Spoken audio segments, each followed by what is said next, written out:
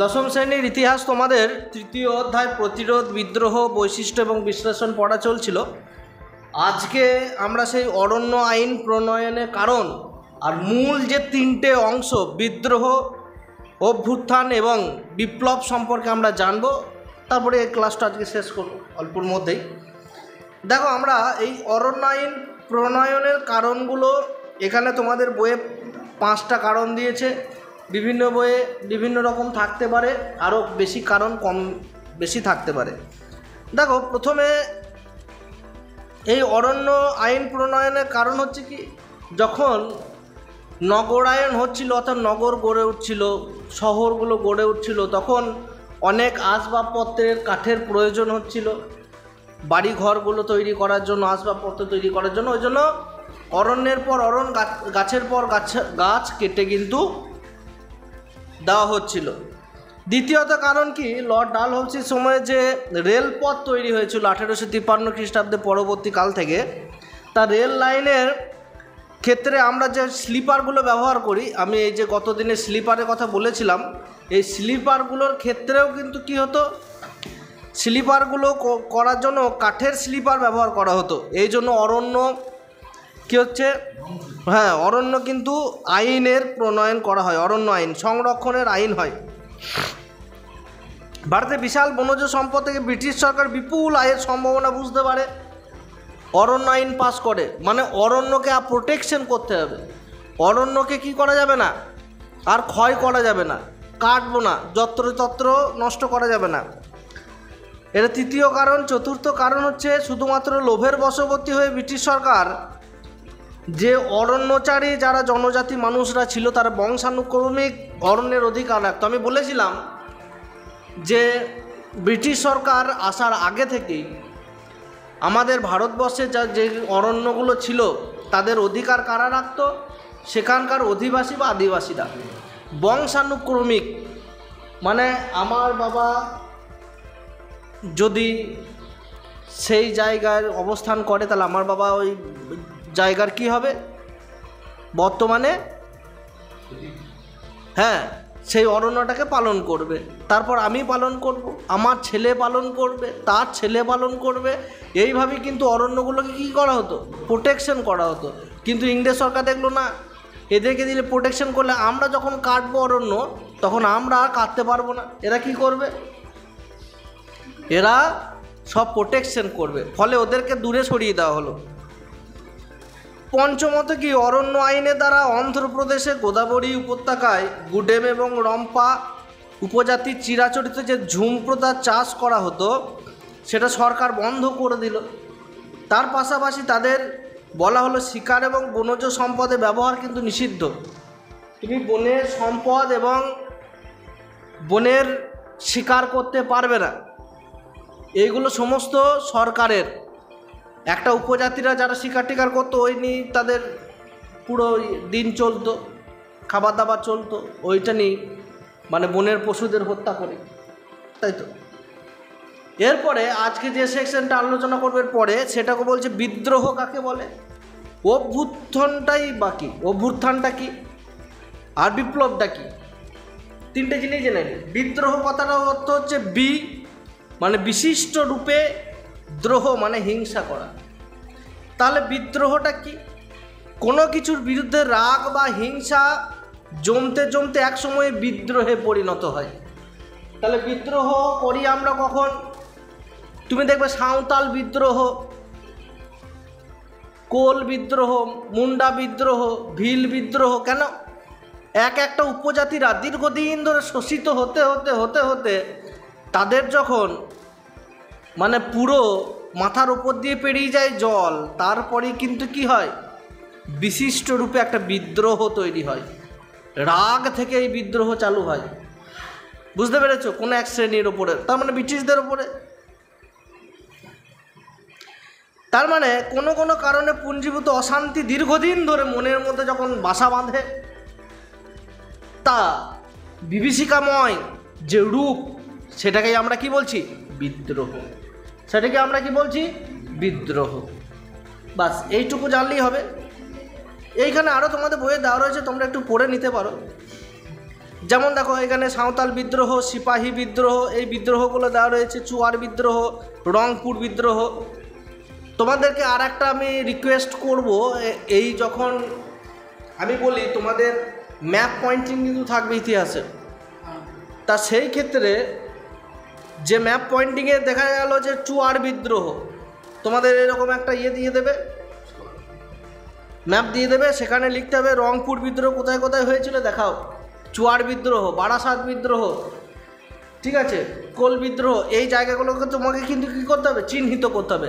ফলে এখানে যেগুলো দেওয়া আছে এই যে এইগুলো কিন্তু খুব ভালোভাবে তোমরা কিন্তু মুখস্থ নয়, প্র্যাকটিস করো। প্র্যাকটিস করলে মুখস্থ করে জোর করে করানোর দরকার হবে না, দেখবে বারবার দেখবে এগুলো খাতায় করবে, ছবিতে আঁকবে, হয়ে যাবে। এরপরে আসি অভ্যুত্থান। এই যে বিদ্রোহ হলো, দীর্ঘদিন ধরে একটা চাপা রাগ থাকলো, একসাথে জড়ো হয়ে সেটা বিদ্রোহ ঘোষণা হলো।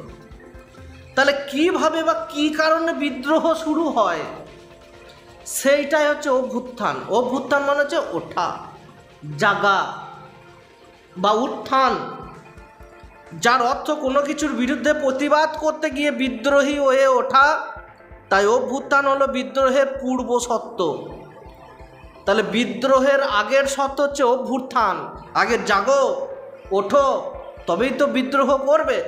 তার মানে বিদ্রোহের আগে আমাদের অভ্যুত্থান হতে হবে, জাগতে হবে, আমাদেরকে উত্থান হতে হবে, আমাদের মন জাগাতে হবে, তারপরে আমাদের টাকা পয়সা সংগ্রহ করতে হবে, তারপর ওর বিরুদ্ধে লড়তে হবে, লড়াই করতে হবে। তাই অভ্যুত্থান হলো বিদ্রোহের পূর্বশর্ত এবং তাদের মধ্যে পরম্পরাগত সম্পর্ক রয়েছে। যেমন ভারতে পাশ্চাত্য শিক্ষিত মধ্যবর্তীদের অভ্যুত্থান জাতীয়তাবাদের অভ্যুত্থানের জন্ম, একটা শ্রেণীর মধ্যে এই অভ্যুত্থান হয়। লাস্ট হচ্ছে বিপ্লব। বিপ্লবটা কিন্তু আমূল পরিবর্তন। তাহলে বিযুক্ত প্লব অর্থাৎ বিশেষভাবে হঠাৎ করে কোনো বড় পরিবর্তন। দেখো এখানে হঠাৎ করে কোনো পরিবর্তন আমি মনে করি না, কোনো কিছু হঠাৎ করে হয় না, এর পেছনে যে হঠাৎ শব্দটা না, সেইটা আমাদের চোখে আসে না। বিপ্লব মনে কারোর ওপরে রাগ কি একদিনে জন্মায় নাকি? না। কেউ তোমাকে তুমি কাউকে পয়সা দিয়েছো, টাকা দিয়েছো, সে ফেরত দিচ্ছে না। তুমি 10,000 টাকা কাউকে ফেরত দিয়েছো কাজে জন্য, সে তোমাকে আর পয়সা ফেরত দিচ্ছে না। তুমি একদিন তাকে চাইবে, দুদিন তাকে চাইবে, 3 দিন তাকে চাইবে, ধীরে ধীরে তার উপরে কিন্তু রাগ জন্মাবে, দিচ্ছে না, প্রতিদিন আসছে ওর বাড়িতে। ফলে কি হয়, প্রথমে তুমি জাগবে, কিন্তু সজাগ হবে যে এই মালটিকে আমি আর জীবনে পয়সা দেবো না। শুনে লাভ জিনিসটা ছোটোর মধ্যে বুঝিয়ে দিচ্ছি। তুমি নিজের মধ্যে কি তুমি জাগালে, তোমার উত্থান কি হলো, বোধ চিন্তা, যে না একে তো আমি আর পয়সা দিচ্ছি না জীবনে, পয়সা যদি একবার ফেরত পাই, এটা তোমার উত্থান, অভ্যুত্থান হলো। বিদ্রোহ মানে কি, তুমি ওর বিরুদ্ধে গিয়ে বাড়িতে গিয়ে ভালো রকম নালিশ করলে, মারবো বললে, আবার শেষ মেশ আর কি, বলে পয়সা ফেরত দে, নাহলে তোকে পুলিশে দেবো, দরকার পড়লে তোকে ধোলাইও দেবো, এটা বিদ্রোহ হলো তোমার। এবার তুমি বিপ্লব ঘটাবে কি করে? তুমি অনেক লোককে দিয়ে, অনেক লোককে বোঝালে যে না, টাকা কাউকে ধার দেওয়া, অপরিচিত মানুষকে কিংবা অপ্রয়োজনে এই জিনিসগুলো না করা ভালো, কেননা আমি ঠকেছি। ফলে প্রত্যেকটা মানুষের মধ্যে মনের যে একটা বড় পরিবর্তন ঘটবে, যে না টাকা ধার দেবো না, আমি ঠকেছি, আরও 10 জন ঠকবে, এইটাই হচ্ছে কি, এইটাই হচ্ছে বিপ্লব।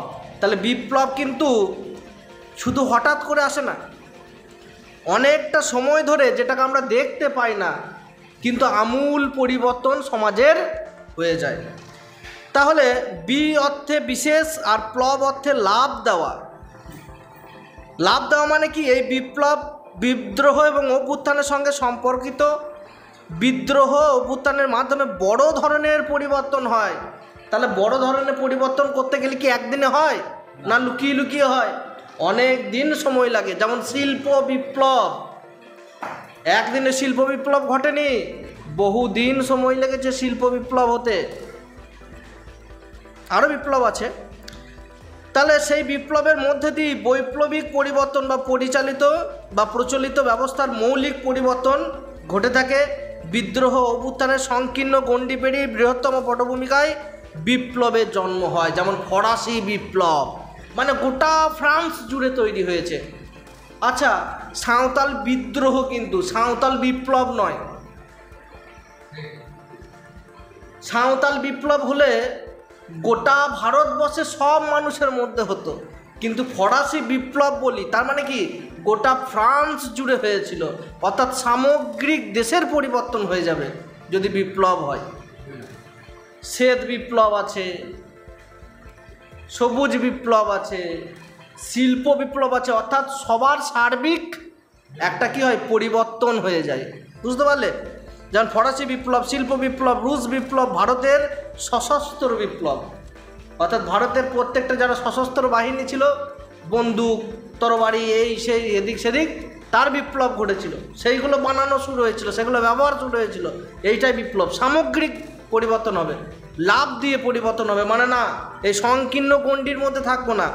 এই কুচবিহার, রংপুর, দিনাজপুর পেরিয়ে সমগ্র পশ্চিমবঙ্গ তথা গোটা ভারতবর্ষের পরিবর্তন হবে।